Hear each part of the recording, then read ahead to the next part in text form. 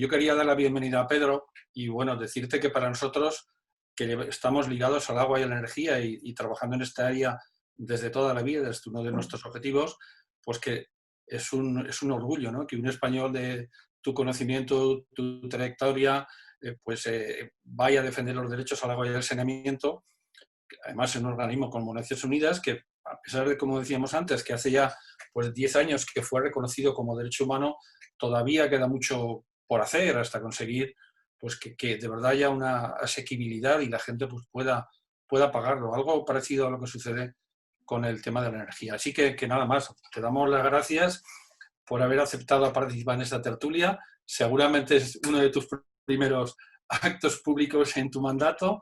Seguro que será de mucha utilidad para nosotros, para el desarrollo de nuestros proyectos. Y nada más, que vamos a disfrutar de tu presencia y ojalá pues que en el futuro podamos tenerte cerca, se puedan repetir tertulias como esta y busquemos algún ámbito de colaboración contigo desde Energías Sin Fronteras. Y no robo más tiempo, Mariano, ¿eh? Te paso la palabra. Muy bien, Jesús, muchas gracias. Pues vamos para allá, vamos a arrancar con esta charla o entrevista o tertulia o como lo queráis llamar, con una persona que a mí al principio me dio la impresión de que era una persona un poco distante y que a medida que he hablado con él digo todo lo contrario, me rectifico y digo, aprovecharos de Pedro, que es de las personas más próximas que me he encontrado, ¿eh? Y entonces, para poner en situación el tema, pues tengo que recurrir a una fórmula clásica, y es decir, que él se llama Pedro Arrojo, agudo, que Pedro es doctor. Deciros que Pedro su background, su formación es como doctor, es en ciencias físicas, es doctor. Él le gusta decir, o una cosa que destaca, es que es profesor emérito en análisis económico por la Universidad de Zaragoza, donde más tiempo ha dedicado, donde ha sido el centro docente. Él, de hecho, cuando hablé la primera vez con él me dijo, dice, yo soy un profesor universitario, que me encantó la expresión, como diciendo, esta es mi vocación, y puedo además ratificar que es así, que es profesor y un gran profesor. Él, su especialidad es en economía y gestión del agua. Destaca que ha formado o creó, ayudó a crear y ha sido presidente de una fundación, ojo al título, que se llama Nueva Cultura del Agua, y esto es muy importante, lo de nueva y lo de cultura.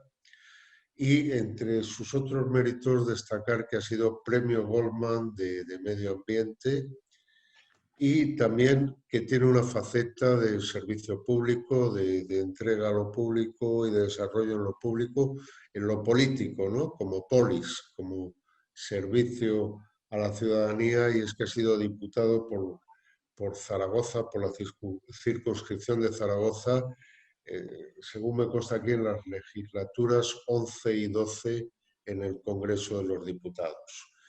Pero lo que es relevante ahora de Pedro es que Pedro ha sido nombrado recientemente, a principios de octubre, relator especial de Naciones Unidas para el derecho al agua y el saneamiento, y que ese es el motivo central por el cual en esta tertulia, esta tertulia de Energías Sin Fronteras, le traemos a conversar con nosotros. Dicho esto, buenas tardes, Pedro, bienvenido. Buenas tardes, un placer, un honor. Encantado de poder hablar contigo y encantado de poder tener 40 minutos de charla contigo, una charla en la que yo creo que la mayoría de las preguntas, de los temas, van a estar en relación con esa labor tuya como relator especial y sobre este tema, que es uno de los temas de la actividad de Energías Sin Fronteras, que es el acceso al agua, ¿no? El acceso al agua, en tu caso, elevado a algo más importante, que es a un derecho, ¿no?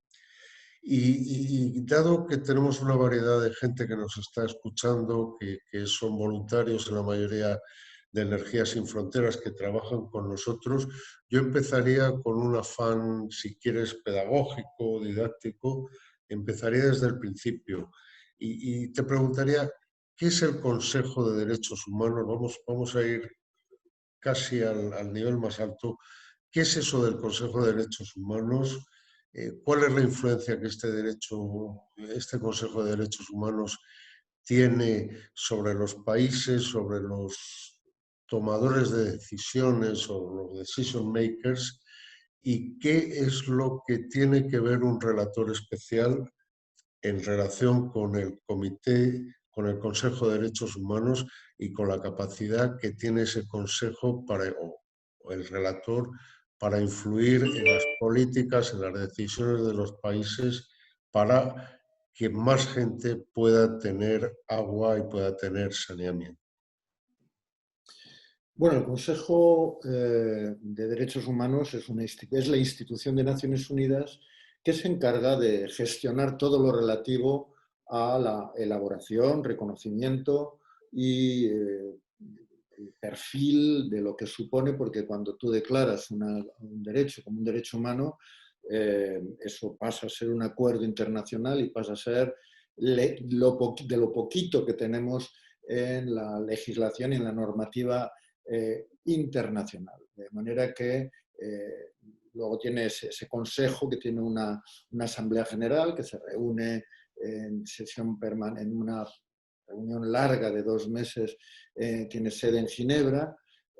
Y bueno, pues la figura del relator es en mi caso, por ejemplo, pues ser relator especial de Naciones Unidas para los derechos humanos al agua y el saneamiento, pues significa ser representante de Naciones Unidas, Consejo de Derechos Humanos, en última instancia Naciones Unidas, ante los gobiernos, ante las instituciones de todo tipo, privadas o públicas, ante los medios de comunicación, ante la comunidad internacional en suma, en todo lo que se refiera a lo que ha venido siendo, lo que viene siendo la clarificación de lo que es el derecho humano, los derechos humanos al agua y al saneamiento, y todo lo que puedan significar quejas, denuncias a este respecto.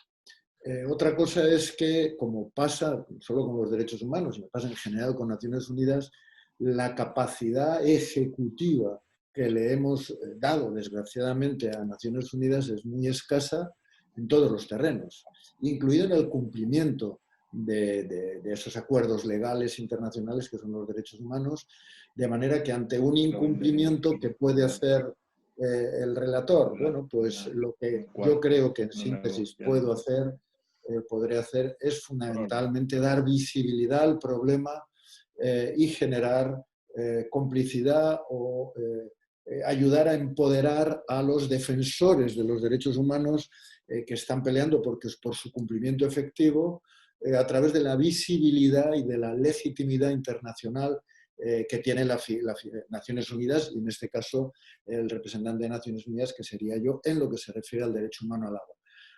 Yo creo que por ahí van las capacidades del relator. Se hacen 2 informes anuales, uno ante el plenario del Consejo de Derechos Humanos en Ginebra y otro ante el plenario de Naciones Unidas en Nueva York. Aparte de eso, hay viajes oficiales a los países, 2 mínimo cada año, y luego atender toda la pléyade, la oleada de denuncias y demás que pueden llevar a acciones formales como cartas de alegación ante los gobiernos, llamamientos urgentes en interacción directa con los gobiernos o acciones, digamos, propias del relator que denuncia, que presenta ante los medios de comunicación actividades o materiales divulgativos para hacer entender mejor los problemas y las soluciones, etcétera, etcétera. O sea, por ahí va. Digamos que hay unas obligaciones básicas vinculadas a esos 2 grandes informes, como 2 libros anualmente, ¿no?, que presentas, más algún otro que te puedan pedir extraordinario, las visitas oficiales. Pero luego está un pozo sin fondo. Y ya digo, a mí me empiezan a llegar ya, casi sin haber empezado, pues colectivos sociales, ayuntamientos, gente que me llama y que me pide intervenir. Bueno, pues las capacidades ejecutivas, podría decir prácticamente ninguna, capacidades, vamos a decir, de legitimidad social, política, ética, y la capacidad de dar visibilidad y de empoderar a los movimientos sociales defensores y defensoras de los derechos humanos, pues yo creo que ahí sí, ahí hay una amplia posibilidad, y es en lo que tendré que desarrollar toda mi capacidad hasta donde me llegue la energía, la inteligencia y la fuerza, que ya digo, no es la mía, sino que es la que se genera colectivamente junto a todos esos colectivos y movimientos sociales en defensa de los derechos humanos. Pedro, una pregunta, gracias por tu respuesta. Una pregunta que me surge cuando he repasado la documentación para esta entrevista. ¿Por qué un derecho al agua y por qué ese derecho al agua y al saneamiento ha tardado tanto? Porque todos pensamos que es un derecho de siempre, los que somos legos en la materia pensamos que es un derecho, parece obvio, ¿no? El agua es la vida, siempre se ha dicho, ¿no? Me hace gracia una publicación tuya que dices, antes que un ejército había una fuente en los pueblos, ¿no? Es decir, como una manera de que la sociedad organizada del Estado proporcionaba ese servicio tan importante a la colectividad. Mi pregunta es, ¿por qué el derecho al agua? Y si eso está tan claro y históricamente ha estado tan claro, ¿por qué ese derecho ha tardado tanto en concretarse en la comunidad internacional? Porque es un derecho que no se reconoce hasta el 2010, ¿no? Estamos celebrando la primera década ahora mismo de derecho. ¿Por qué eso?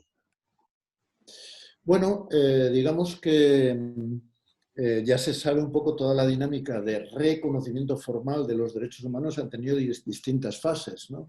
Yo creo que fruto de la Primera, la Segunda Guerra, del destrozo, de la barbarie que fuimos capaces de cometer los seres humanos, pues se produce una reacción, vamos a decir, civilizatoria con la creación de la Sociedad de Naciones, Naciones Unidas, y una de las grandes conquistas pues es reflexionar sobre cómo la humanidad en su conjunto se dota de una serie de derechos básicos que inicialmente son derechos, vamos a decir, políticos, ¿no? de libertad, de respeto a la dignidad. Luego hay toda una batalla por los derechos económicos, sociales y culturales que cuesta más llegar al consenso que requiere la declaración correspondiente. Y dentro de eso ya el agua aparece como indirectamente, ¿no? Como un derecho fundamental que es necesario para, por ejemplo, satisfacer el derecho a la vida, evidentemente, ¿no? Pero en la medida en que hay, ya por entonces, estoy hablando pues de año, yo calculo que se producen ya movimientos en los 90, el 2000, principio del siglo XXI, se producen movimientos ya muy fuertes de privatización de los servicios de agua que llevan a la réplica correspondiente, la famosa guerra del agua de Cochabamba, ¿no? El agua desde el pueblo, carajo, y la gente en la calle. Luego ya entran países latinoamericanos, Uruguay, con un referéndum, ¿no? Para meterlo en la Constitución y prohibir que el agua sea un negocio. Y se abre todo el debate de que, bueno, ¿por qué el agua qué es?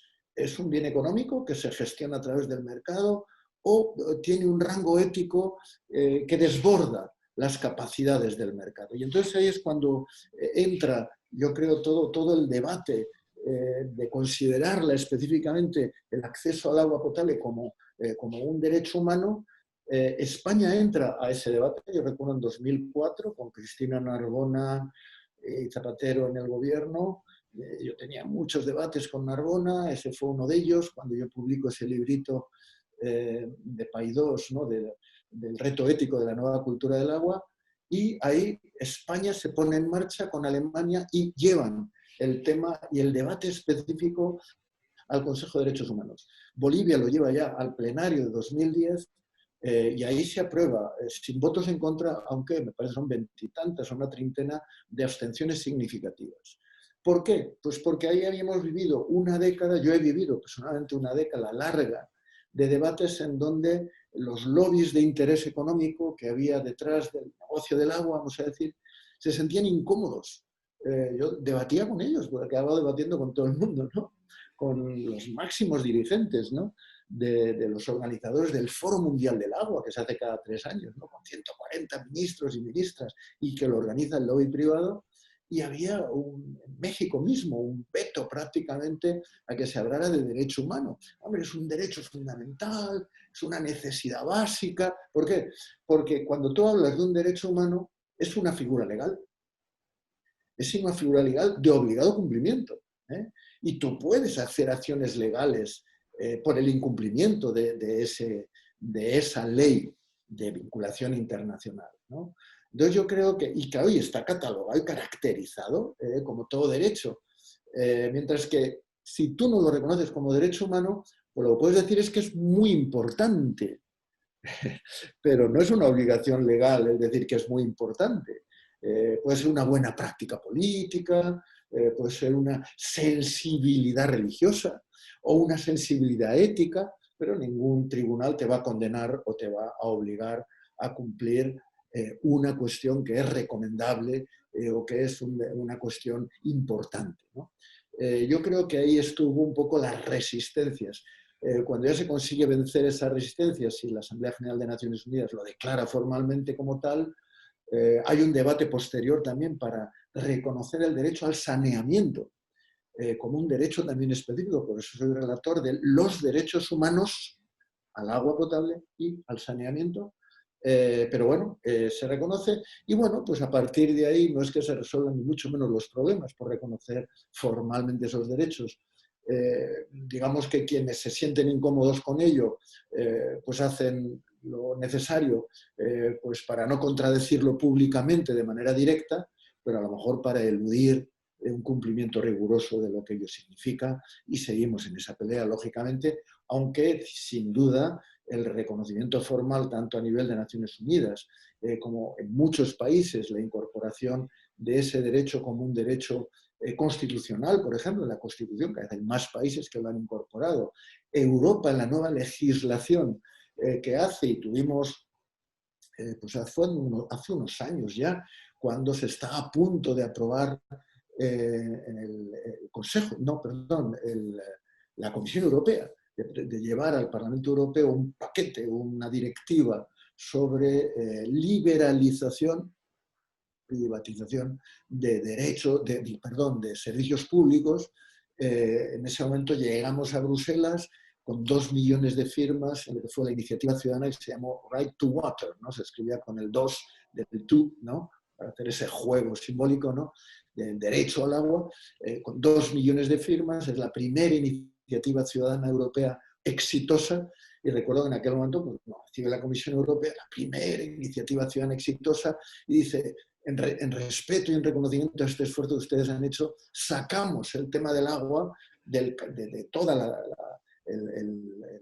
la directiva que estamos ya poniendo en marcha, y en 2019 sacaremos una directiva específica sobre agua potable en donde tendremos en cuenta sus peticiones, ¿no? Y en efecto está ya en tramitación casi final, pues se presentó el año pasado.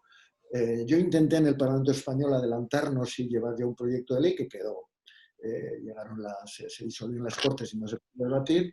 Pero bueno, Europa está ahí en ese debate de reconocer, lo que vi en el último borrador no se reconocía en el articulado, pero se reconocía en la exposición de motivos de la ley, de la directiva, ¿no?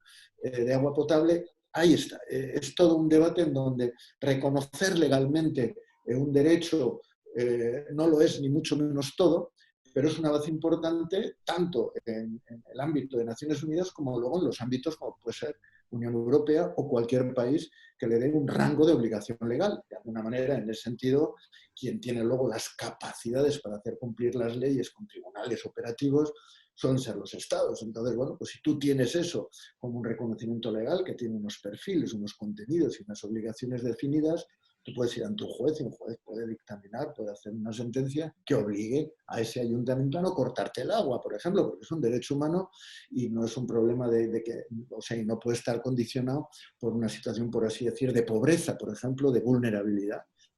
Entonces, todo eso debería reconocerse legalmente para cumplir con lo que es una obligación de todos los estados de respetar y hacer cumplir, hacer accesibles de forma efectiva los derechos humanos, en este caso, el acceso al agua potable y al saneamiento.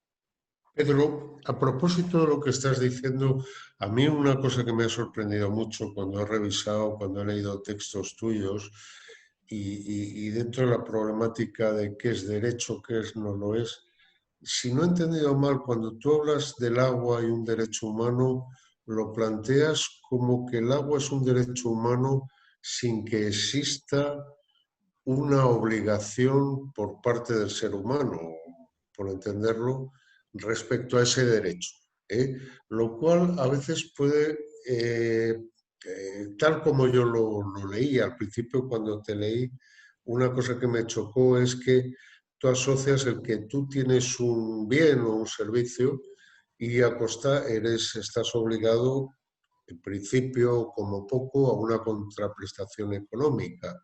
No sé si he entendido bien tu idea de que el agua es un derecho incluso por encima de esa obligación de que tú tengas para retribuir o compensar el coste que tiene ese servicio.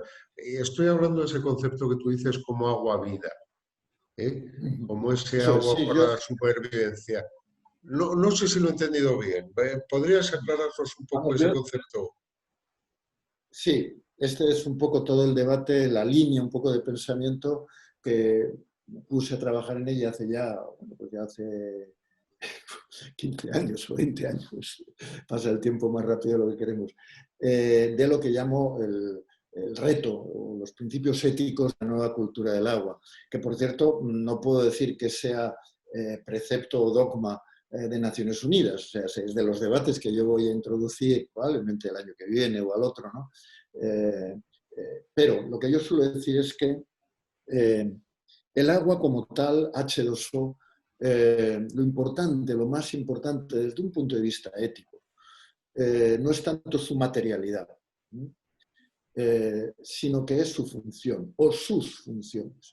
Porque depende de cuáles sean los usos, el rango ético, la prioridad, los objetivos, los criterios de gestión van a ser muy diferentes, deberían ser muy diferentes. Y yo ahí lo que suelo decir es, distingo entre agua vida, vinculada al ámbito de los derechos humanos, agua ciudadanía, vinculado a los derechos y deberes ciudadanos, agua economía, vinculada al desarrollo de actividades productivas más allá de la supervivencia, como una forma de enriquecernos legítimamente, y lo que hay incluso de agua delito, es decir, agua usada en actividades que son ilegítimas y que por tanto deben ser ilegales, ¿no? Cuando digo eso, entonces, lo que digo es el agua en sí no es un derecho humano. El derecho, yo digo que tengo derecho humano a llenar mi piscina. Bueno, pues no tiene usted derecho humano a llenar su piscina. Ni tampoco tiene derecho humano a hacer 400.000 hectáreas de regadío de algodón para la exportación. Puede ser muy legítimo, pero no es un derecho humano, ¿no? Entonces, en ese sentido, lo que digo es unas cuotas básicas, un mínimo vital que tendríamos que decidir. La Corte Manolo, Constitucional... sí, me dice Pepe que hable contigo. Necesito... Pilar. Hola. Adelante, adelante, Pedro. No, digo, la Corte Constitucional colombiana, leí hace poquito, sí que estableció en un momento determinado esa condición legalmente, como una decisión para Colombia, 50 litros persona y día como mínimo. Eso es un mínimo vital. ¿Qué significa eso? Pues para mí significa eso, es el ámbito de derechos humanos, significaría cuando yo tengo eso, como tú decías antes, cuando me decías, ¿cómo materializaría usted la idea del derecho humano al agua? Puesto que ya me dice que la piscina no es un derecho humano, o que tal. Yo digo, pues mire, como mínimo la fuente pública, potable y gratuita cerca de casa de todo el mundo. Y eso como, y me dicen, hombre, ¿pero qué significa? ¿Gratis el agua de la fuente? Digo, sí, gratis. Nadie se llevará más de la necesaria, pesa demasiado. Nadie se llevará más agua para ser rico en agua, pesa demasiado. Bueno, pues esa fuente pública, potable y gratuita, antes que gastarse dinero en hacer aeropuertos. Todo el mundo puede hacerlo, todos los países pueden hacerlo. Antes de gastarse dinero incluso, fíjate, voy a afectar a lo que vosotros os afecta. Antes de poner luz en la calle o antes de hacer autopistas, por no decir antes de comprar aviones de caza como los que tenemos aquí en Zaragoza, o tanques o aviones o elementos para la guerra. Antes de todo eso, la fuente pública, potable y gratuita. Y lo hicimos así. Muchos países lo hicimos así. Y nadie discutió si había que pagar por agarrar la fuente, el agua de la fuente. Porque era como respirar. Nadie pregunta cuánto hay que pagar. Bueno, ¿y cuánto cuesta? Pues lo necesario y lo ponemos entre todos para que todo el mundo tenga acceso de agua potable, como una cuestión básica. Bueno, esa cantidad, ¿cuánto es? Nadie llevará a casa más de 50 litros persona y día, te lo aseguro.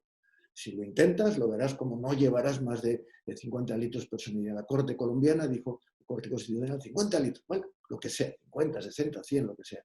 Bueno, pero es que eso no es ni a lo mejor el 1% del agua que sacamos de los ríos. Ningún río se secará por sacar esa cantidad de agua para el agua vida, para lo que es el derecho humano. Ningún río se secará, no hay pretexto. Si lo consideramos agua vida, es eso primero y luego lo que haga falta, lo que pueda ser, ¿no? Pedro, tú comentabas en algún escrito tuyo, comentabas que ese agua vida es aproximadamente un 1,2% de todas las necesidades o de toda la demanda global de agua que existe ahora mismo. Quiero Sí. recordar así. La pregunta a continuación es, ¿cuál es el problema a nivel global del agua? ¿Es un problema de escasez? ¿Es un problema de calidad, como tú señalas alguna vez? ¿Cuál es el problema del agua? Si se puede hablar de una manera global o hay que parcelarlo según situaciones, según localizaciones. Bueno, te entro enseguida únicamente en todo caso, como he dejado antes tu pregunta y pues me he enrollado quizá demasiado, es decir, que eso que yo he dicho ahora, que puede ser 50, 60, 70 litros, el agua vida para mí, en lo que se refiere a tal. Y cuando es un derecho humano, los derechos humanos no tienen deberes humanos. Tu derecho a tu dignidad, que no te violen por la calle, ¿cuánto tengo que pagar por eso? No tienes que pagar nada. Es tu derecho humano. Entre todos y todas haremos lo necesario para respetar en la medida de nuestras posibilidades que se respete tu dignidad, ¿no? Sin embargo, cuando llegamos y digo, oye, pero tener agua en casa todos los días, toda la que quiera, para una duchita, para la lavadora, para el lavavajillas, ¿eso es un derecho humano? Y yo diría, hombre, el derecho humano al lavavajillas no creo que haya llegado todavía la cosa, ¿verdad? Pero entonces, ¿cómo hacemos? Eso es un lujo eso. Digo, no, hombre, yo creo, como te decía antes de empezar el coloquio si yo supiera que en la casa de al lado o en la calle de al lado de mi barrio los inmigrantes no tienen agua en casa 24 horas al día y tienen que ir a una letrina a 200 metros y a una fuente a coger el agua, yo digo, es una indignidad. En mi sociedad actualmente eso debe ser para todo el mundo, agua domiciliaria. Pero entonces, ¿de acceso universal? Digo, sí, de acceso universal. Digo, bueno, ¿pero por qué? Digo, porque yo considero que ese es un derecho de ciudadanía, no el agua en proporción mínima, sino incluso el agua doméstica, 24 horas al día, alta calidad, para todo el mundo. Y entonces yo digo, bueno, ¿y qué diferencia hay entre ese derecho de ciudadanía y el derecho humano? Que era lo que tú me mencionabas. Yo no soy jurista, pero digo, yo creo que los derechos humanos no tienen deberes correlativos. Sin embargo, los derechos de ciudadanía, yo tener agua aquí toda la que quiera, sí que es un derecho de ciudadanía, pero tiene deberes de ciudadanía. Y ahí es en donde entra el tema de la tarifa. Decir, bueno, pues yo tendré que pagar por eso. A ver, ¿cómo hacemos para poder pagar y no marginar a nadie? Digo, bueno, pues por ejemplo, vamos a hacer una tarifa por bloques de consumo creciente. El primer bloque, el mínimo vital, si el ayuntamiento me reconoce que yo soy una familia vulnerable en pobreza, lo vamos a dar gratis incluso. No podemos cortar el agua a nadie por razón de pago a quien no puede pagar o tiene dificultades. El siguiente bloque de consumo, a lo mejor, pues lo al precio de coste de lo que le cuesta a la ciudadanía, al Estado, al ayuntamiento, traerte el agua. El tercer bloque, que es ya me pego duchitas en invierno de hora y media, bueno, tienes derecho, pero te vamos a cobrar un 30% más cara ese agua. Y ya el último bloque, a lo mejor, que es la piscina, no sé qué, mira, eso se va a pagar al doble. Y va a haber una subvención cruzada de los usos, vamos a decir, de lujo o suntuarios para subvencionar a los usos básicos, de manera que todo el mundo tenga acceso como ciudadano global del mundo, en mi ciudad o en la tuya, ¿no? a ese agua ciudadanía, pagando, sí, pero pagando con criterios que por otro lado no son de mercado. El mercado hace lo contrario. Al mejor cliente le abarata el precio, que compre más, ¿no? Y aquí al mejor consumidor le castigo con costes más caros y una subvención cruzada. Hago una intervención económica, una tarifa, bajo una racionalidad que no es de mercado, es una racionalidad social, ¿no? Vendría la economía tal. Bueno, te quería aclarar únicamente eso y paso un poco a la otra, disculpadme, a la pregunta que me hacías siguiente, que recuérdamela. Y la pregunta era, ¿cuál es el problema del agua? Globalmente es un problema de escasez, es un problema de calidad, Exacto. o no se Fíjate, puede exacto. simplificar tanto. Sí, a ver, yo suelo decir una cosa. Vivimos una trágica paradoja en este mundo y en esta sociedad actual, que es la crisis global del agua en el planeta agua, el planeta azul. Si algún día viene un marciano, un extraterrestre muy lejos, viajando por el universo oscuro, ¿verdad? Y ve el puntito azul, la bolita azul, alucinará colorines, y cuando llegue aquí, desde luego, lo último que se le va a ocurrir es llamarnos el planeta Tierra, nos va a llamar el planeta Agua, planeta Azul, ya cuando tengamos confianza con él y nos llevamos a echar unos potes, unos vinos por ahí, y nos pregunta, ¿qué problema tenéis aquí? Pues mira, tenemos una crisis global del agua en este planeta, y el tío alucinaría. Diría, y son fusegomán, ¿no? Están locos estos acuícolas, ¿no? ¿Cómo tenéis eso? Bueno, pues en efecto, la crisis global se estima del orden de 2.000 y pico millones de personas que no tienen acceso al agua potable. Del orden de 4.000 millones que no tienen acceso al saneamiento. Vamos con el agua, que parece que nos toca más de cerca. Y como consecuencia de ello, pues hay ya un montón de estadísticas, a veces muy diversas y casi contradictorias. Pero se habla de 1.000 niños mueren cada día, a veces dicen 5.000. Bueno, un montón de muertes, en su mayoría las estimadas, las que se contabilizan estadísticamente, ¿no? Por diarrea. Bueno, esos 2.000 millones que no tienen acceso al agua potable, la gente puede pensar, escasez de agua. Viene el cambio climático, se seca el planeta. Bueno, los que cualquiera que tenga un poquitín de idea sabe que el cambio climático va a cambiar la forma en que llueva y la forma, fruto de una mayor temperatura, no se va a secar el planeta. Aquí va a seguir habiendo la misma cantidad de agua que había en tiempos de los dinosaurios, por lo menos hasta que nos caiga el asteroide que nos tenga predeterminados a hacer cambios cataclísmicos, ¿no? de orden de... Bueno, lo que quiero decir es que con cambio climático, mayor temperatura, habrá más evaporación y todo lo que sube baja, o sea que lloverá más, pero más desigual. Y nos va a producir todo tipo de problemas. Pero no es un problema de que no haya agua. Hombre, pueden decir, pero es que la mayor parte de agua es agua salada. De acuerdo. Pero el agua que tenemos en los ríos, en los continentes, es más que suficiente para una vida digna. Pero más que suficiente. Esos 2.000 millones de personas que viven al lado de un río, o sea, que no tienen acceso al agua potable, no mueren de sed. Si no, morirían en 3-4 días. No mueren de sed, mueren de enfermedad. O sea, esos 2.000 millones de personas son 2.000 millones de pobres que viven al lado de un río contaminado, de una fuente contaminada, de un acuífero contaminado.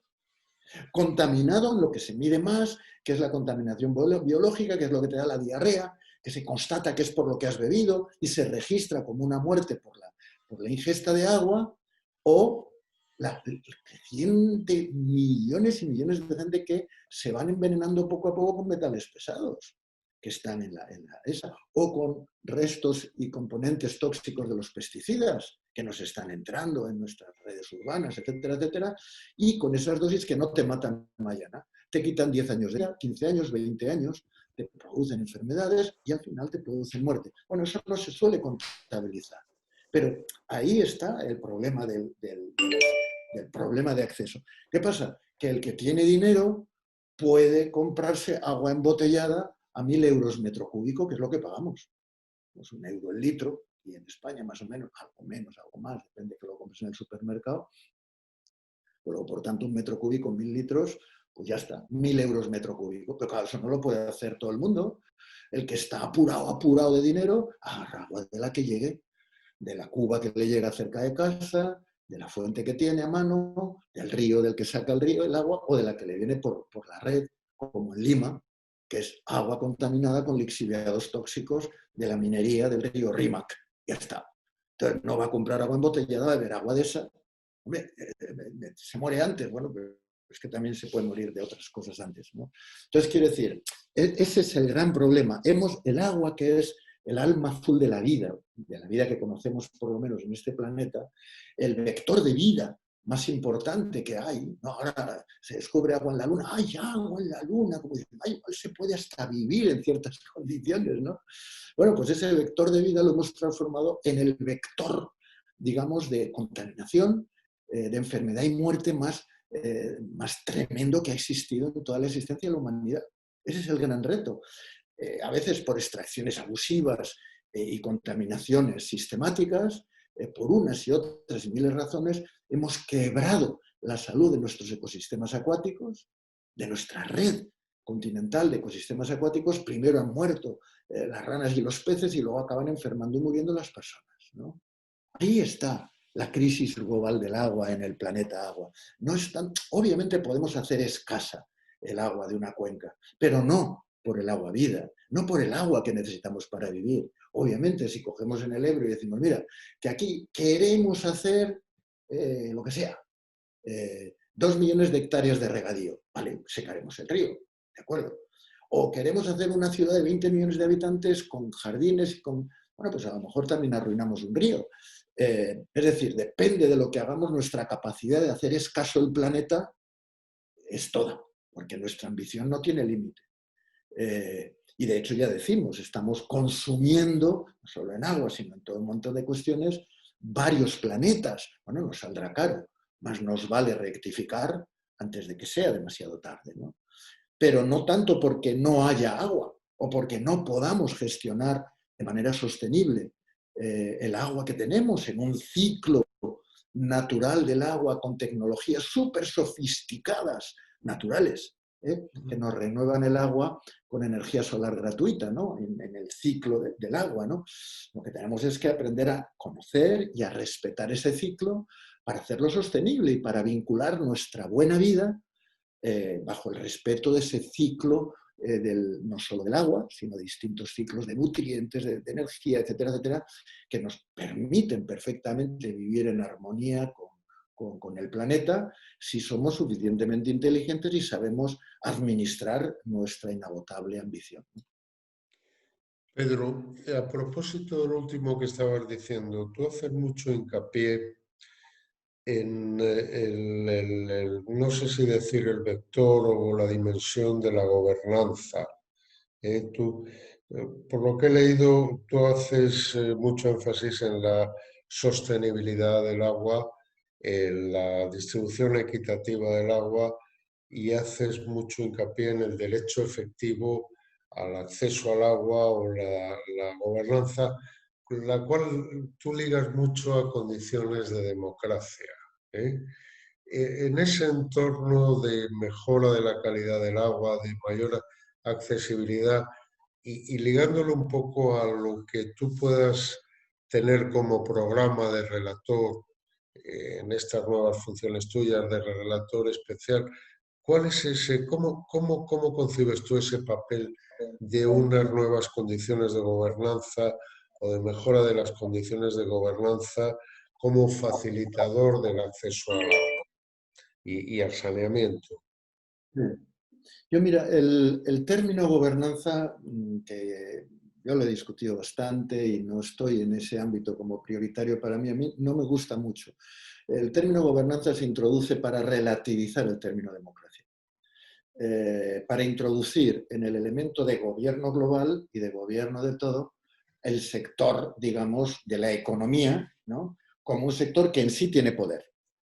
Entonces ya el poder que hay que administrar democráticamente, una parte se hace a través de los votos y otra parte se hace teniendo en cuenta a los poderes económicos que entran ahí. No me gusta mucho. Es verdad que luego término gobernanza ha habido autores y hay autores que lo emplean, digamos, en una cuasi equivalencia con orden democrático, ¿no?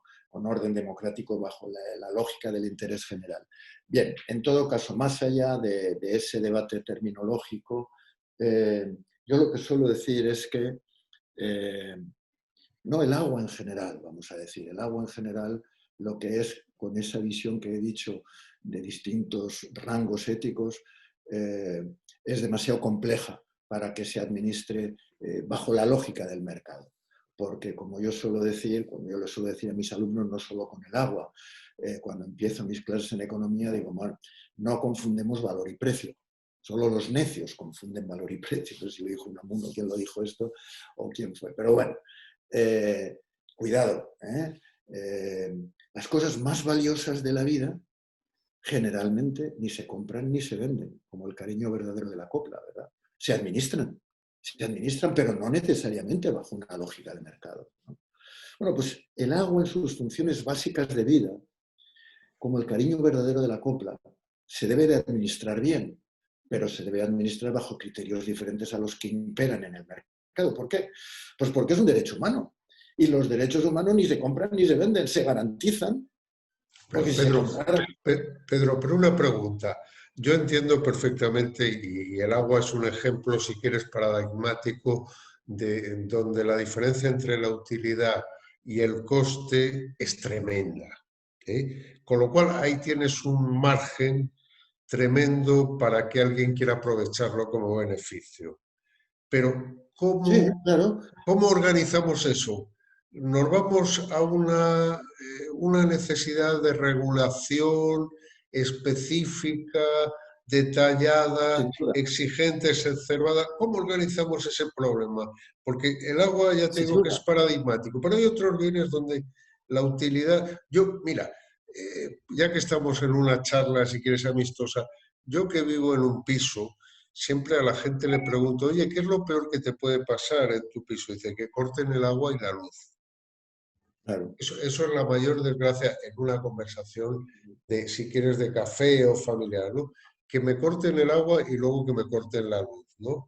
Entonces, bueno, Sí, yo creo sí. que ese es un ejemplo de esa diferencia. Y entonces, ¿cómo organizamos eso para que podamos tener o beneficiarnos de esa utilidad, que en tu caso además, y Claro. comparto contigo, no es solo algo que se nos debe dar, sino que es un derecho, y en la necesidad de poner un coste o de retribuir o de pagar por ese servicio que se da.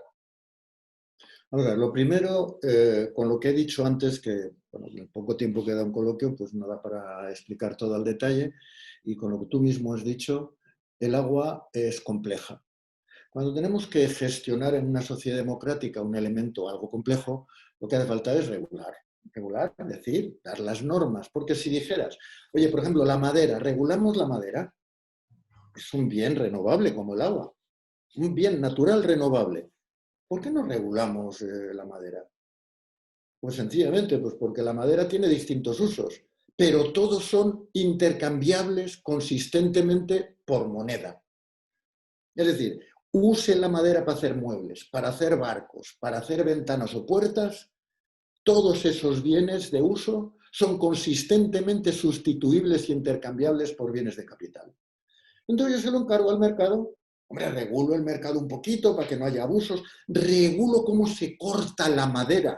Sí, porque ahí está el ecosistema forestal, que ese ni se compra ni se vende. Se gestiona, se garantiza su sostenibilidad. Entonces eso lo regulo. Pero una vez que ya tengo la parte de ese ecosistema forestal que yo puedo retirar como recurso maderero, lo puedo considerar un bien económico de mercado y el mercado lo administra. Oferta, demanda, patatín, patatán. El agua es demasiado complicada. Por eso, porque las funciones del agua, función vida, función ciudadanía, tal, requiere de cosas más complicadas que lo que sabe hacer el mercado. Yo no estoy en contra del mercado. Estoy en contra de pedirle peras a un olmo. Estoy en contra de pedirle que una cosa tan compleja la resuelva el mercado, porque entonces la va a resolver mal. Entonces, regulación. Yo hice una propuesta de ley en donde, obviamente, como he empezado antes a decir, el agua vida se maneja en prioridad. Por ejemplo, Europa ya nos lo dice. Directiva marco del agua. ¿Cuánta agua puedo sacar de un río? Y dice la directiva marco. Señores, aquí ustedes, antes de empezar a hablar, tienen que definir cuáles son los caudales, los regímenes de caudal ecológico del río, en cada tramo. Y eso no va a ser una demanda ambiental en competencia con otras demandas. No, no, no, no, nos dice Europa. Eso es una restricción de sostenibilidad a las demandas económicas. Usted no puede sacar más del agua que el río necesita para seguir siendo un río vivo. Y nos lo dice una ley, no lo dice el mercado, nos lo dice una ley. Y ahora dice, usted ahora ya puede sacar agua, este agua que sacamos. Entonces yo digo, ¿qué es? Para agua ciudadanía, es decir, para que todos los ciudadanos de la ciudad reciban agua doméstica. Y yo te he sugerido un sistema tarifario que hace recuperación de costes global del sistema. Recuperación de costes para poder hacer viable ese sistema de servicio público, que yo creo que debe ser sin ánimo de lucro, es lo que yo pienso. Es una cuestión del ayuntamiento, que tal, pero bueno, se puede hacer a través también de una contrata privada, pero satisfaciendo eso que he dicho antes, de que subvención cruzada, etc. Cuando yo llego al agua economía, yo, mire, yo quiero montar una papelera aquí, tengo derecho porque me voy a montar puestos de trabajo y tal, pero necesito mucha agua. Bueno, primero, ¿puedo yo suministrar ese agua sin quebrar la salud del río y sin poner en riesgo los derechos humanos y ciudadanos de la ciudad, etcétera, de la gente, los derechos ciudadanos y del agua vida? Sí, pues vale, yo le voy a llevar el agua. Aquí tiene usted el agua. ¿Y cuánto cuesta? Digo, pues lo que nos cueste. Y ahí no vale subvenciones cruzadas. No vale decir, mire, yo voy a subvencionar al taxista con el gasóleo de calefacción.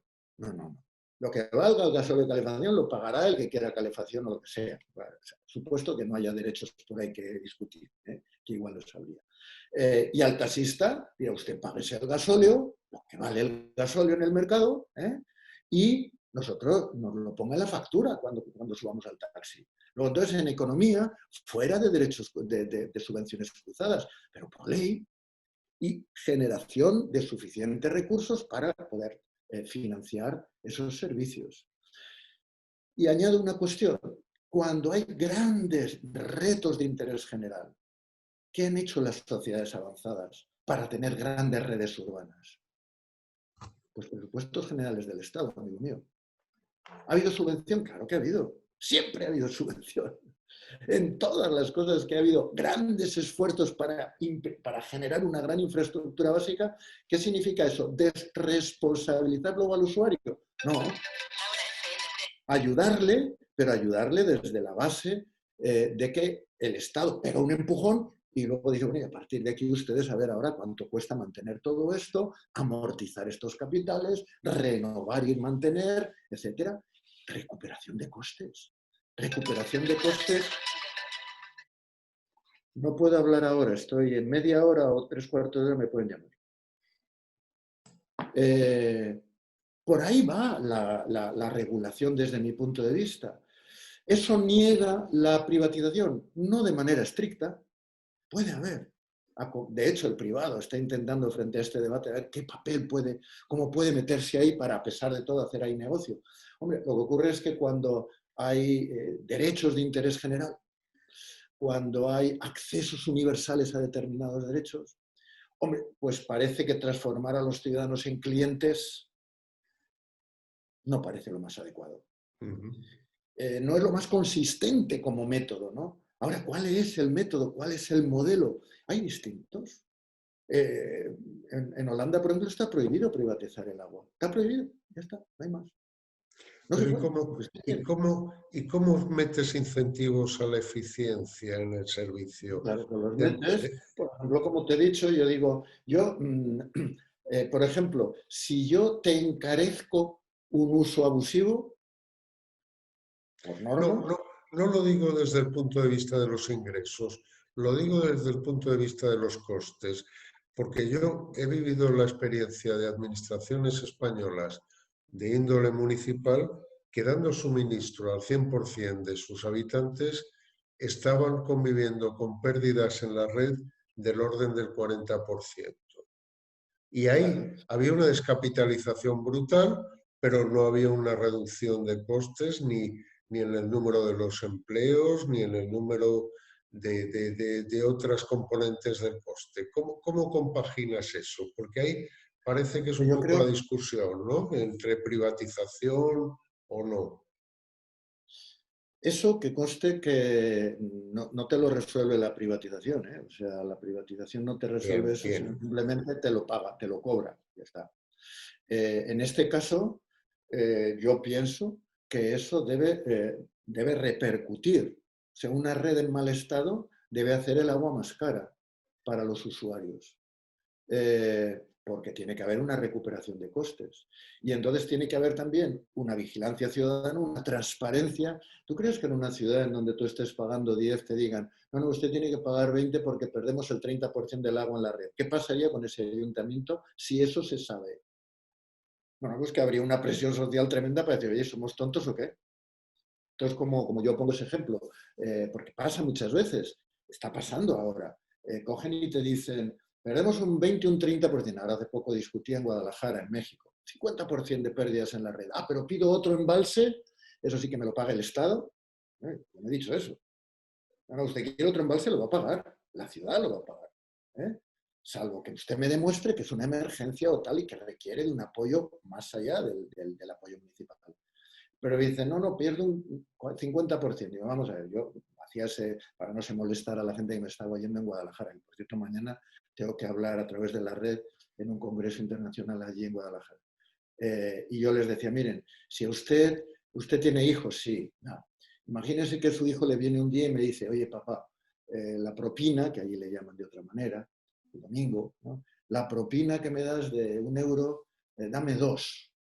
¿Y por qué? Bueno, es que tengo un agujero aquí en el bolsillo y se me cae la mitad del dinero. Entonces necesito 2. ¿Pero qué hacemos? ¿Le damos 2 o le cosemos el bolsillo? Bueno, pues, pero no hace falta meter al mercado. O sea, es racionalidad pública. ¿O es que lo público, bajo vigilancia ciudadana y modelos democráticos, no tiene modelos para controlar el desgobierno? Claro que lo tiene. Incluso el director que lo permita, pues dejará de ser director. Sea funcionario o no, tendremos que buscar la forma de que esa gobernanza pública en nombre del interés general sea eficiente. Y yo creo que tenemos casos. O sea, ya digo, por ejemplo, Holanda es un país de gestión pública 100%. Son los gestores más eficientes del mundo en la gestión urbana. Nadie lo discute, ¿eh? Y no son empresas muy grandes, son medianas o pequeñas, de tipo territorial, bajo un control ciudadano fuerte, bajo unas dinámicas también en donde es un orgullo tener un buen servicio de aguas y la ciudadanía está alerta con el tema. París ha pasado la gestión pública.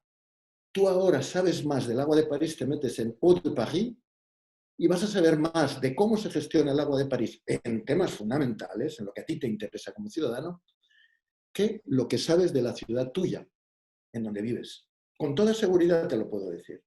Porque ha habido un diseño a raíz de la generación de la gestión pública transparente, que no es solo gestión pública puede ser una catástrofe.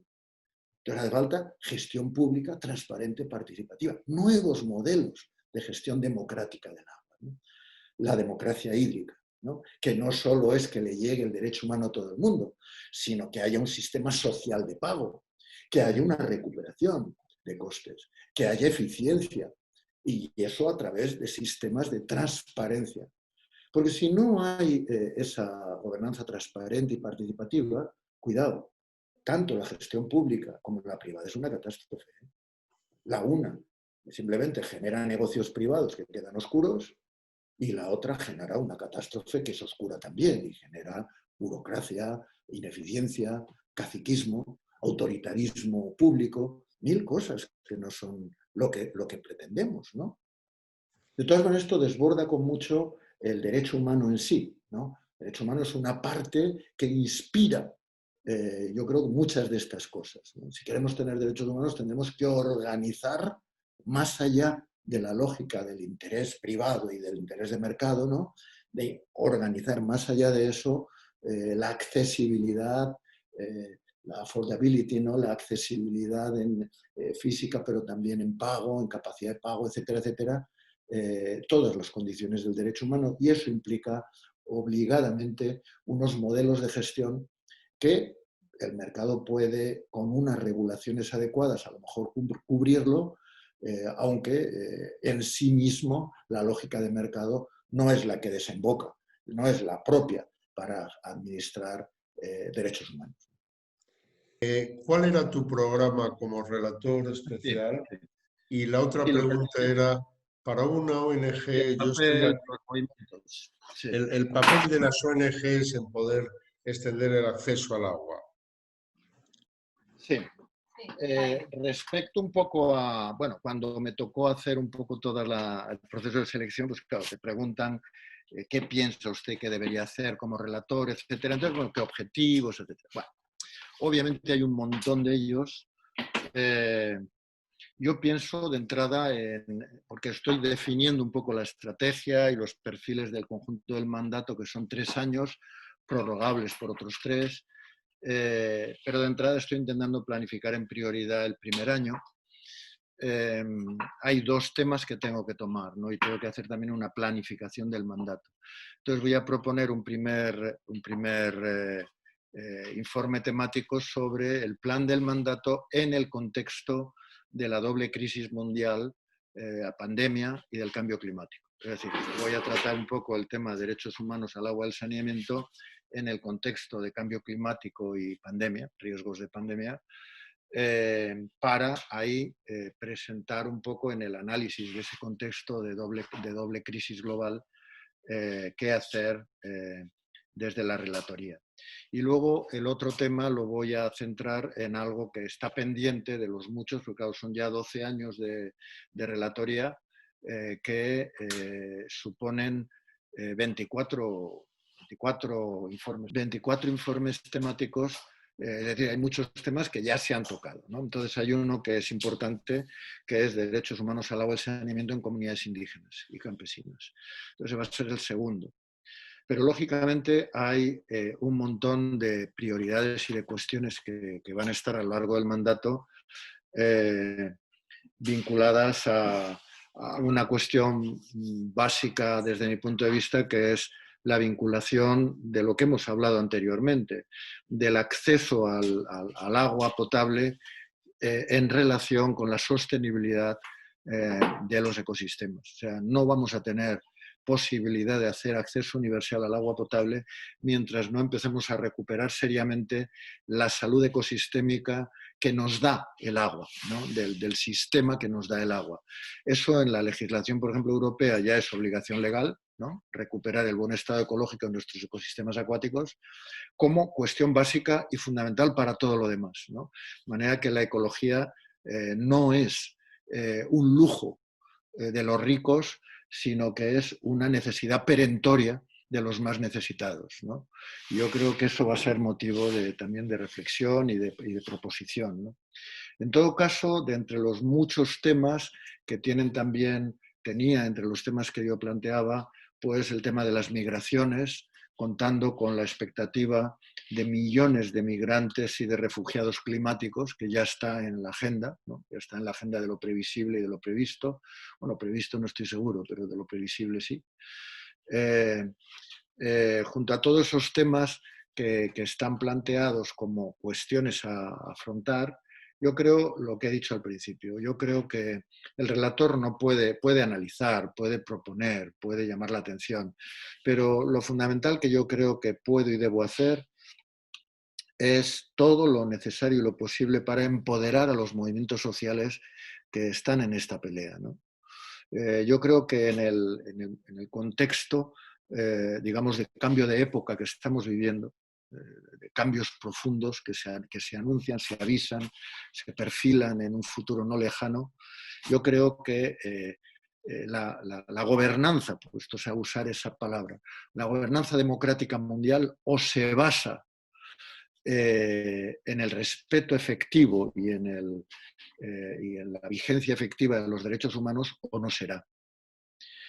Luego, por tanto, yo creo que hay yo el papel como relator también va a ser ver de qué manera puedo mejorar la relación de Naciones Unidas, los puentes activos, efectivos, con una red de colectivos sociales, de defensores y defensoras de los derechos humanos y con una red municipalista. Porque al final los municipios son la parte del Estado que está en una relación más cercana con la ciudadanía y que tiene además de facto en la mayoría de países o en muchos la responsabilidad directa sobre la gestión de los servicios de agua y saneamiento. Entonces estoy empezando a mapear y a ver un poco qué organizaciones, qué redes municipalistas hay. Me consta que hay sobre cambio climático, hay sobre distintos temas, a ver de qué manera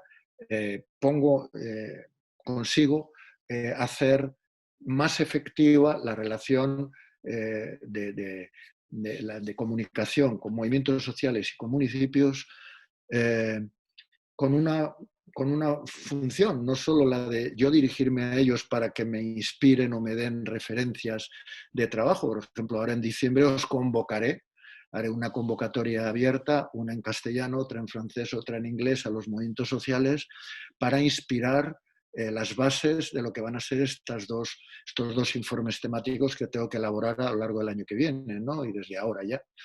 Pero no quiero tener solamente una relación puntual de pediros apoyo, sino quiero tener una relación lo más sistemática posible que me permita trabajar por empoderar a los movimientos sociales en sus luchas, ¿no?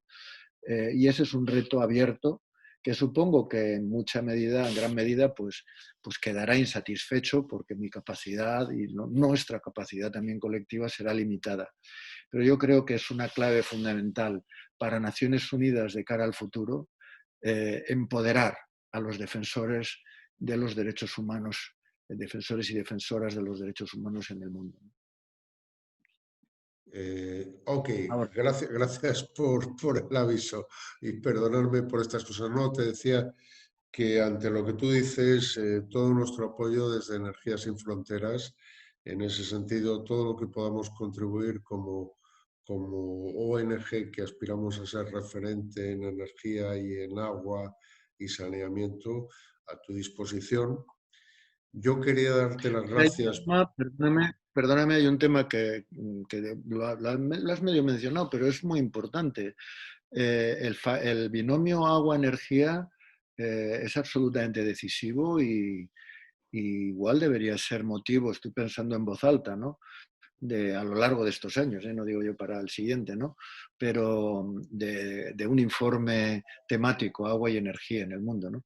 ¿Por qué? Pues porque cada vez más, en definitiva, el ciclo del agua es un ciclo que se mueve a través del ciclo natural, digamos, del sol, ¿no? De la energía solar, que produce todo el ciclo de renovación del agua dulce, ¿no? En los continentes y en las islas, pero luego también nosotros, emulando a la naturaleza, estamos viendo que al final, salvo la parte de agua en usos consumtivos, que ya directamente se evapora en el uso, puede ser en una buena parte del agua de riego, por ejemplo, ¿no? Pero la mayor parte del agua que usamos vuelve. Y el reto está, y ese es el gran reto que está todavía muy vamos, pendiente de avanzar mucho, tenemos la obligación del saneamiento e incluso la posibilidad de la regeneración, es decir, allí donde ya el saneamiento es insuficiente para que sea completado por la naturaleza, ¿no? Por la biodiversidad de los ecosistemas acuáticos, pues incluso el regenerar la calidad del agua dulce, incluida la desalación del agua marina, pues es un factor que lo que tiene es un coste energético, fundamentalmente, ¿no? Si conseguimos vincular ese fenómeno que tiene un coste energético con sus impactos con energías renovables, cosa que ya se puede hacer a unos costes bastante razonables, pues por lo menos en línea de costa, por ejemplo, tenemos una posibilidad de entrar dentro de la lógica del ciclo energía-agua y resolver bastantes problemas, ¿no? Bueno, yo creo que por ese lado yo creo que la vinculación agua-energía para hacer círculos virtuosos o para hacer tonterías y insensateces, pues tenemos como muchas cosas que aclarar y que clarificar, ¿no? Gracias, gracias Pedro, gracias por este comentario que lo tomo en los dos sentidos. Sí, gracias por la ironía. No, yo quería aquí a que los rechazos terminan en el mar. ¿Cómo ves tú este tema? A ver, esto ya se sale del tema de derecho humano y demás, ya es un problema de hasta dónde llegamos con tecnologías para generalmente no satisfacer derechos humanos, sino satisfacer desarrollos económicos, ¿eh? Ya sea un mega desarrollo turístico, ya sea mega urbanismo costero, ¿no? Que tiene implicaciones de todo tipo, ¿no? Con lo cual, la desalación, para mí, lo que más me asusta de la desalación no es eso, voy a explicarlo ahora, mi opinión, ¿no? A mí lo que más me asusta de la desalación es pensar que en línea de costa ya no tenemos límites y que podemos acabar de urbanizar la costa porque en última instancia tenemos el mar para desalar todo lo que queramos, ¿no? Yo creo que sería un error, pero no ya por lo que voy a decir ahora, que tiene soluciones, sino pues, por lo que significa de sostenibilidad del territorio, modelo de vida, transporte. En lo que son las salmueras, evidentemente las salmueras, lo menos malo que se puede hacer y lo más razonable es evacuarlas en el mar. Por eso, por ejemplo, una desalación en territorios de interior, ¿qué haces con la salmuera? La inyectas al acuífero, la tiras, acaba siendo un contaminante sobre masas de agua dulce, ¿no? En el mar, la salmuera puede tener impactos graves sobre la costa, depende de cómo se haga el vertido, particularmente graves. Siempre se habla en el Mediterráneo, por ejemplo, las praderas de Poseidonia, que son algas fundamentales en lo que es la vida marina, en lo que es la renovación incluso de anhídrido carbónico y de oxígeno en las masas y en la biodiversidad costera, son muy sensibles a un aumento de la salinidad. Entonces tenemos un vertido masivo de un colector de salmueras en una pradera de Poseidonia, la fastidiamos. Buena parte de las praderas de Poseidonia ya nos las hemos fastidiado por otras formas, por la hiperpoblación de la costa y los múltiples vertidos de todo tipo. Pero lo que tengamos hay que mantenerlo, hay que preservarlo, hay que recuperarlo. Pero bueno, eso tiene una solución relativamente sencilla. El conducto de salmuera va a 2 kilómetros, 5 o 10, los que haga falta, a fondos arenosos más lejanos, en duches de salmuera que dispersen esa salinidad. Y entonces, ¿qué estamos haciendo? Pues obviamente estamos acelerando una parte muy residual, que no digo que no tenga su valor, pero muy residual de lo que hace la naturaleza. ¿Dónde vierte la naturaleza sus salmueras? Pues en los mares, que cada vez son más salados. Claro, por eso. Porque cada año evapora agua y la sal la deja. Y se lleva el agua al continente y la deja en el continente. Y luego vuelve con sal. Vuelve con sal, salinizados más o menos. ¿Y dónde deja esas sales del lavado de los continentes? En el mar. Y la evapora otra vez, deja la sal en el mar y vuelve a hacer el operativo. Y lo que eran unas salinidades hace millones de años, era una salinidad mayor. Entonces ahora nosotros con nuestras tecnologías, haciendo eso, pues aumentamos en una proporción muy marginal la salinización natural de los mares. Todo tiene su impacto. ¿Es relevante? ¿Es asumible? Pues como todo tendremos que pensarlo y depende en qué proporción lo hagamos, hoy por hoy en las proporciones de lo que se puede pensar en la desalación o en la desalogración como alternativas, pues entre los impactos ese incremento absoluto muy residual de la salinización de los mares, pues yo entiendo que no es muy significativo, pero no digo de ignorarlo. Gracias, Pedro. María, no sé si tú tenías otra pregunta. María Casado. Hola, nada, muy interesante todo, Pedro. Me ha gustado mucho lo que has dicho. Que, bueno, yo como persona interesada en lo que son el tema de los acuíferos y las aguas subterráneas, sí que me gustaría que comentaras un poco cómo ves tú todo el tema de las aguas subterráneas en este tema de los derechos humanos, porque yo el tema fundamental que veo, como tú has mencionado, yo creo que la humanidad tiene suficiente cantidad de agua, pero muchas veces el tema es la calidad. Y cuando un acuífero se contamina, pues así como un río, el agua se regenera, los acuíferos es muy difícil de que sean regenerados. Y bueno, pues he visto yo en mi vida laboral que a veces el poner a las empresas unas restricciones muy grandes en los vertidos que se hacen, pues supone que las empresas a veces tengan una, bueno, no sé si ves, que sean inviables desde el punto de vista económico, ¿sabes? Entonces, bueno, me gustaría que hablaras un poco del tema de cómo ves tú el tema de la calidad de las aguas, de los acuíferos y todo esto. Bueno, sí, sí, no, es muy, muy importante. Además, yo suelo decir, los acuíferos son esenciales. O sea, por ejemplo, ahora en cambio climático, los principales reservorios de agua, generalmente de calidad, o en principio deberían serlo, ¿no? Los principales reservorios, con mucho, son los acuíferos, antes que las grandes presas. Con eso no desautorizo la utilidad de las presas, ¿no? Pero con mucho la cantidad de agua disponible principal que podemos, los principales depósitos de agua, de reguladores del ciclo, son los depósitos que no vemos, los que están bajo tierra. Lo que pasa es que, como yo suelo decir, ojos que no ven, corazón que no siente y cabeza que no piensa.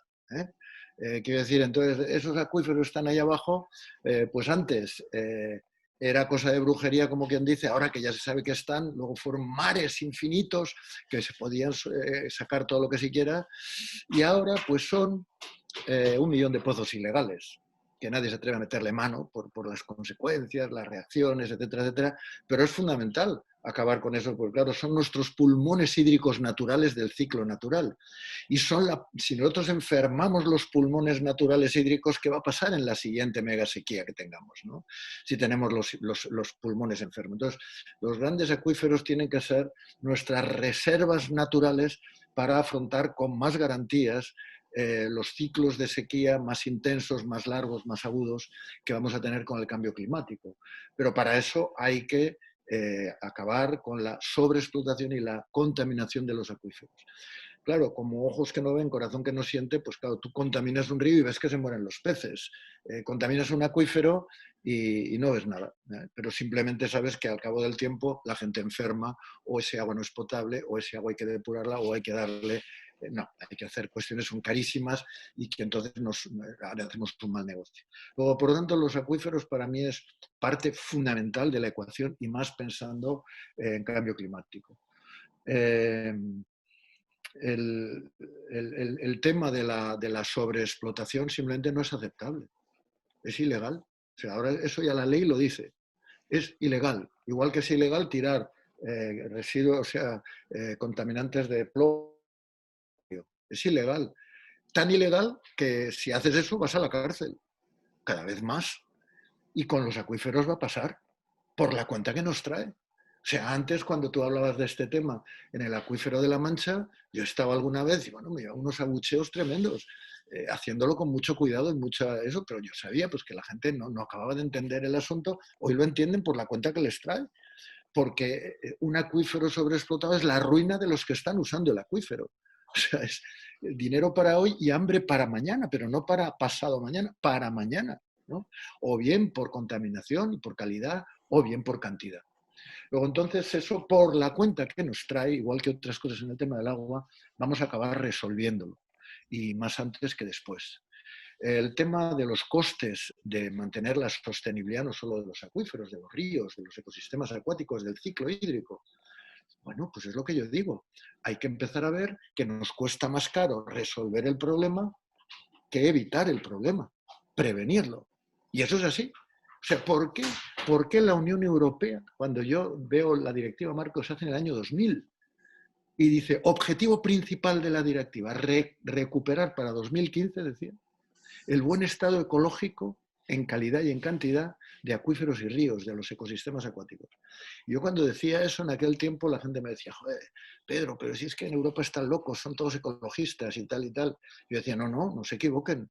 O sea, en el Parlamento Europeo, los verdes, que se supone que son los ecologistas, son una minoría respetable, pero minoría. Hay una mayoría socialista, otra mayoría más grande de popular, Y para nada son ecologistas, no se presentan como la prioridad ecologista. ¿Y por qué han hecho una ley tan ecologista? ¿Por qué han hecho una ley en donde no hablan del PIB, de maximizar la producción del regadío de la industria o no sé qué? ¿No? ¿Por qué la prioridad es recuperar el buen estado ecológico de nuestros ríos, de nuestros acuíferos? Pues yo suelo decir que probablemente por pragmatismo economicista anglosajón.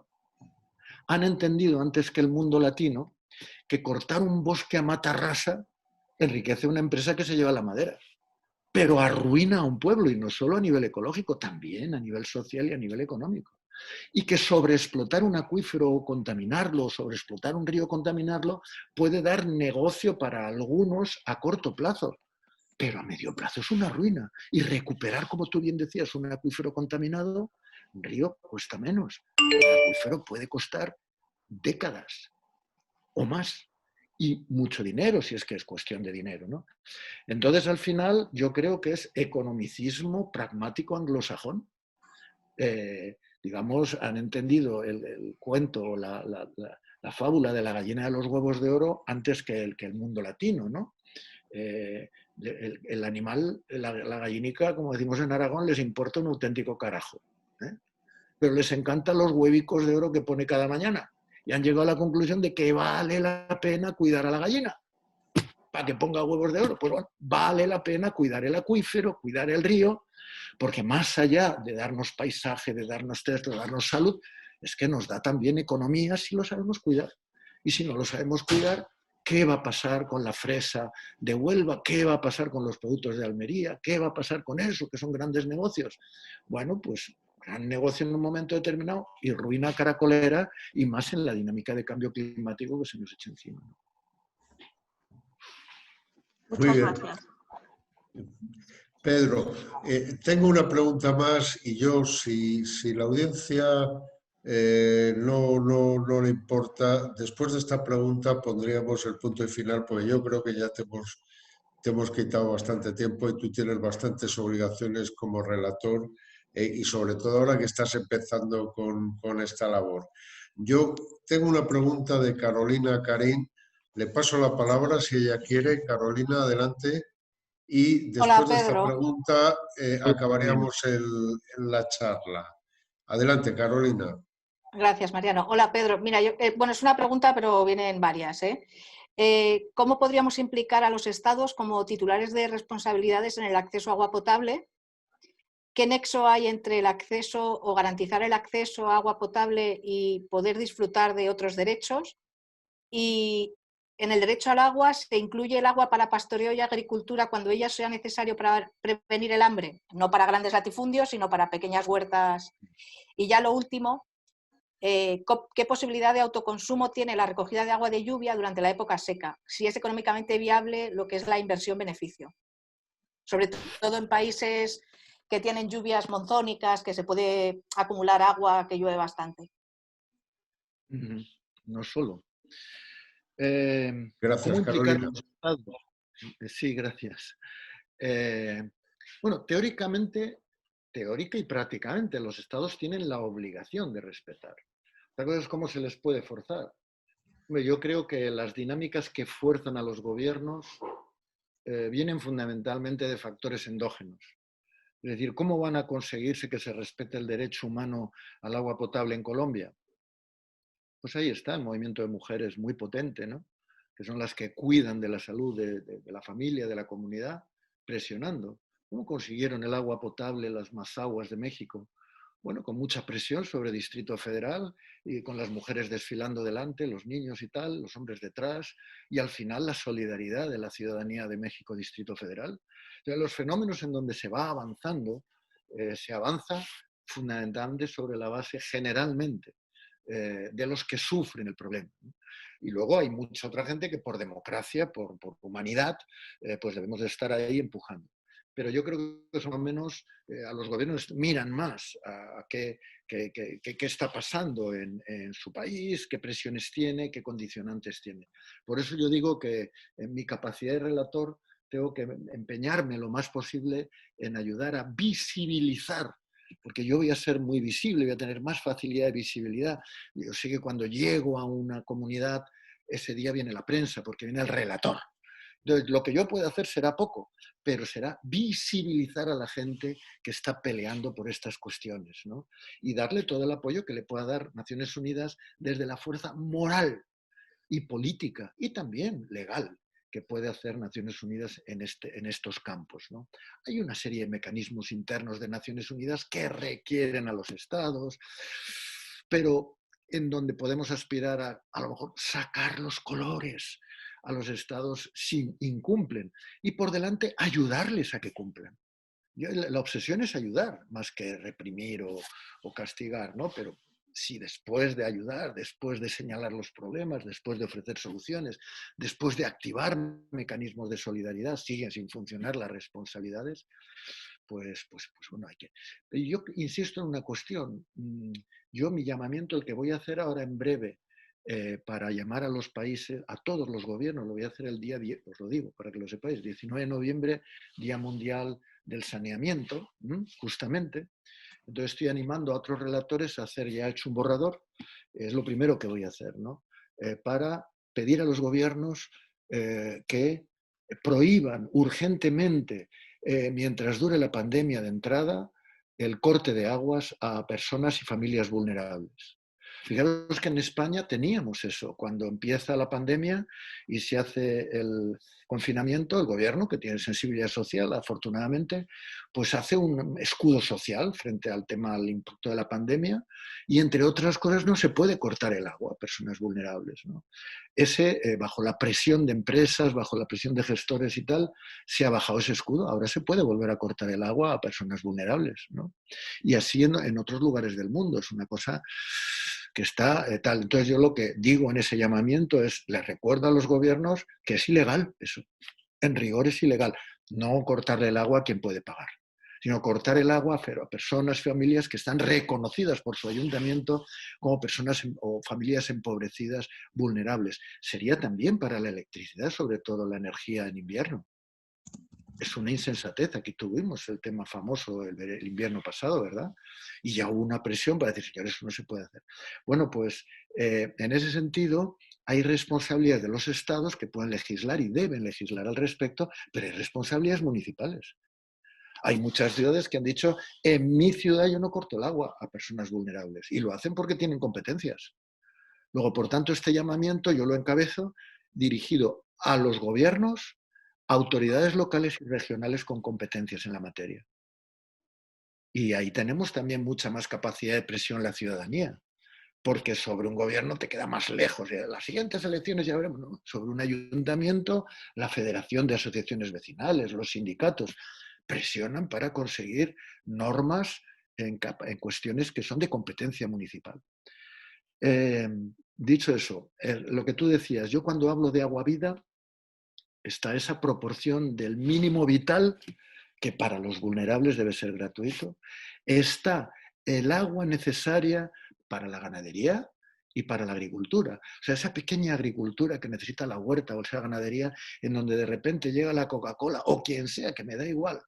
Y como va a poner puestos de trabajo, asume derechos de agua, más allá de eso, y seca la provisión a lo mejor de las huertas de una comunidad que no hace una huerta para hacer agroexportación, que es legítimo, cuidado, sino para comer lo que cultivan, o la ganadería que necesita para también mantener. Es decir, comunidades vulnerables en lo que son sus necesidades alimentarias, el agua necesaria para eso es agua vida. Y por tanto, prioridad máxima por encima de todo. Y por último, lo más discutible, el agua necesaria para que el río siga estando en buen estado. Eso es lo que Europa ha legislado con prioridad máxima. Salvo emergencia para uso de boca, el agua que se necesita, los caudales ecológicos, se consideran restricción a los usos económicos, ¿no? Europa ha empezado a entrar ya en ese terreno y eso es agua vida. No se caracteriza como derecho humano, pero para mí entra dentro de lo que necesitan los derechos humanos. Si no garantizamos la salud del río, primero mueren los peces y las ranas y luego enferman y mueren las personas. Luego, por tanto, aunque sea indirectamente, es fundamental. Ese es el agua vida y esa es la prioridad máxima. Sobre esa base, todo lo que podamos y sea posible, tendremos el agua recurso para otros usos. Y no será poca, pero tendremos que administrarla dentro de esas restricciones de límite de sostenibilidad de los ecosistemas y de los derechos humanos y ciudadanos que van por delante. Muy bien. Y el agua de lluvia, perdona, sí, es muy importante. Claro que es rentable, claro que es rentable. Recuperar los aljibes tradicionales mediterráneos en una arquitectura, digamos, que fuera ejemplar, tendría que empezar a recuperarlo y se puede, no solo en las zonas donde llueve mucho. Mira, por ejemplo, en el nordeste brasileño, y España colaboró con ello, el 1.000.000 de cisternas pluviales. Es un semiárido como el Sahel. Y entonces se hablaba, hubo una propuesta del gobierno brasileño de hacer un gran trasvase del río San Francisco. Y hubo una oposición popular a eso, porque el trasvase era para agronegocio de exportación. Pero dices, eso no es para nosotros. Y entonces hubo un programa apoyado por 1.000 y pico asociaciones, lo apoyó la ECID también, española, de 1.000.000 de cisternas pluviales. 1.000.000 de cisternas pluviales resolvía y resuelve. Yo la última vez que contacté con eso, hace ya bastantes años, hace unos años, iban ya 500.000 de cisternas pluviales por familias. Y en el nordeste de Brasil, es decir, un equivalente al Sahel, eso les garantizaba el agua potable con un mantenimiento mínimo, un poquito de lejía, en fin, unas cosas que sabían hacerlo todas las familias y resolvían el problema del agua potable e incluso podían llegar a un pequeño huerto de producción, ¿no?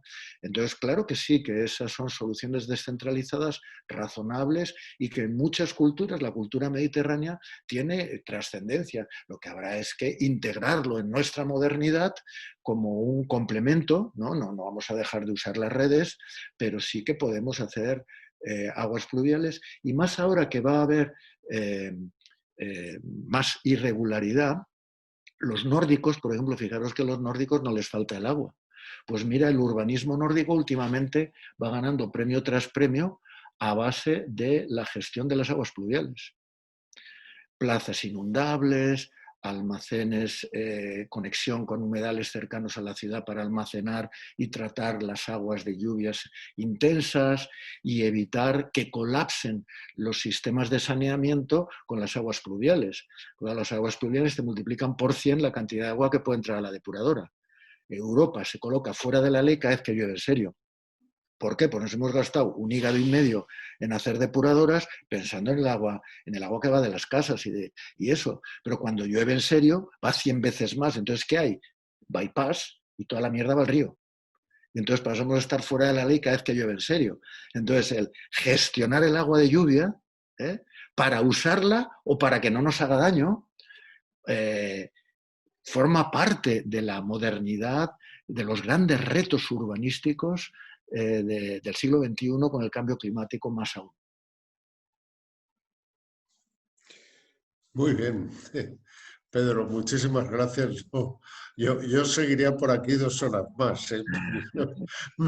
Me está encantando y sobre todo la apertura a otras dimensiones del problema del agua que nos estás ofreciendo. Pero bueno, yo creo que todo en su justa medida, que es el momento de dejarte a ti descansar un poco, de descansar a la audiencia también. Te quiero dar las gracias por la deferencia que has tenido en recibir a Energías Sin Fronteras en tu casa, en dirigirte a todos nosotros y sobre todo yo sigo destacando tu labor como profesor, ¿no? A mí me gusta esa visión de profesor que nos ha explicado perfectamente y que nos ha abierto las puertas a considerar el problema desde muchas otras facetas que probablemente desde nuestro mundo, desde nuestra visión personal, no somos capaces de ver. Gracias otra vez, a tu disposición. Te deseamos lo mejor. Lo primero, lo mejor en tu labor de relator. Te vas a enterar, yo por lo que has contado, el trabajo que tienes por delante es interesante, pero ahí va, no vas mal. Y sobre todo ponernos a tu disposición para que en ese empeño en conseguir que ese derecho al agua y al saneamiento sea eficaz y efectivo, pues a tu disposición desde Energías Sin Fronteras para todo lo que quieras. Muchísimas gracias por tu charla Y no digo eso de hasta siempre, que me parece una horterada. Hasta ahora, cuando quieras. Muy bien. No, ha sido un placer, yo he estado muy a gusto y os voy a usar, porque ya desde hace tiempo tengo pensando un poco la idea esa de que hay un trinomio fundamental: agua, energía y territorio. Entonces, igual lo deberíamos de hablar y profundizar, no solo ya en mi labor, que también como relator, porque yo creo que ahí en lo básico de todo esto está siempre el núcleo duro, democrático, base, esencial, humanista, que es el tema de derechos humanos, ¿no? Entonces yo creo que sí que vamos a estar en contacto y vamos a trabajar juntos. Muchísimas Estupendo. Muchísimas gracias, Pedro. Hasta siempre. Hasta ahora. Un abrazo fuerte.